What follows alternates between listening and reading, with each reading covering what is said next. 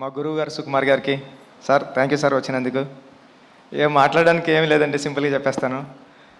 April 30ని రానందుకు క్షమించండి, June 4న వస్తున్నందుకు ఆశీర్వదించండి. Thank you so much. Peddi చాలా కమర్షియల్గా ఎమోషనల్ రైడ్ సతీష్ గారు చెప్పినట్టు మీ అందరి హృదయాలకి చాలా దగ్గరగా ఉంటాడు పెద్దిగాడు. పెద్దిగాడిని హృదయంలో తీసేయడం అంత ఈజీ కాదు. థ్యాంక్ యూ అండి, thank you so much. June 4న నా ప్రేమనంతా చరణ్ సార్ మీద చూద్దరు, కానీ ఈ అవకాశం ఇచ్చిన చరణ్ సార్కి థ్యాంక్ యూ సో మచ్ అండి. Thank you sir. బుచ్చిబాబు గారు, మీరు చూడ్డానికి ఇంత సైలెంట్గా ఉంటారు, కానీ సెట్స్లో ఇంత మంచి యాక్టర్స్ని, ఇంత పెద్ద యాక్టర్స్ని పెట్టుకొని ఎలా డీల్ చేయగలుగుతున్నారు? ఎలా ఉంటారు? ఎలా మేనేజ్ చేయగలుగుతున్నారు? ఈ టెన్షన్ అండి, అంతే, ఇంకేముంటుంది, మామూలు చేసుకుంటాం.